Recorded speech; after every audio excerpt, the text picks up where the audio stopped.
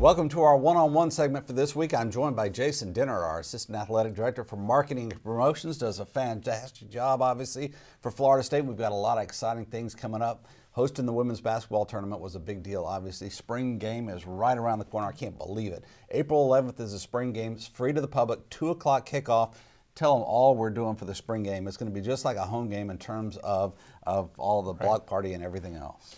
Spring game weekend is probably the best tailgate experience that we do all year. It's there's no rules, basically. Everybody gets to come out and gets to do the tailgating. The lots open at 8 o'clock on that morning. The game's at 2 o'clock. The alumni flag football game again this week, this spring game, which is always fun. And the Friday night we will go downtown to Cleveland Plaza. We'll still do our Friday night block party this year with Will Hogue. And David Fanning is the opening act, and then also doing a Seminole Booster appreciation party that will take place on Cleveland Plaza. It starts at 5 o'clock, goes to 7. So the total event goes from 5 to 10. It's free to the public on Friday night and also free to the public for the spring game on Saturday. All right, capture that for just a moment. All this is completely free to the public. Got 2 headliner, really, music acts coming in Friday night. Get there at 5 o'clock. Experience the whole thing downtown on Cleveland Plaza, right under the shadow of the State Capitol building, just like a regular home game for Florida State. And the next day, get there as early as you'd like.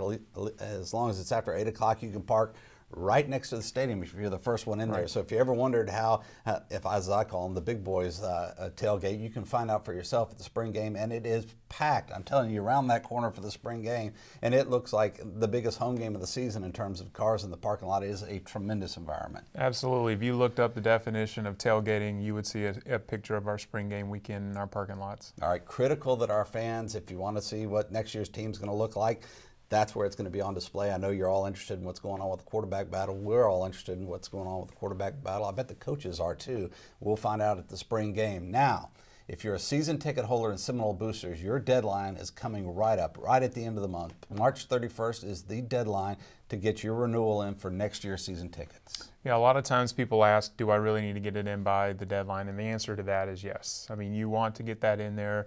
You want to make sure that, number one, you get to keep your seats, but whenever the seating process starts, you want to make sure you're first in line to be able to get the best seats available in the house. Yeah, and it's very popular is the fact that we go online now and allow people who have registered for next year's season tickets, if there are seats that they may want to change to after the deadline period, that you do that online. You're allotted a time, a slotted time, and you go online and you can change your seats, add seats if you'd like, and see what is available. And that's one of the reasons for the last couple of years that it's critical that you meet that deadline. In the past, we've been able to kind of buy some time, I guess, for some folks to decide for sure whether they want their tickets. Now there's kind of a hard and fast deadline because of this ability for someone to come in and if you haven't reserved your seats, to take those seats. Absolutely, and having Louisville come in for the first time in a long time here, Miami and USF, everybody remembers having USF on the schedule, and continuity is important to keep your tickets this year just because next year we have a great home schedule as well and start the season off with Ole Miss. Well, I sure hope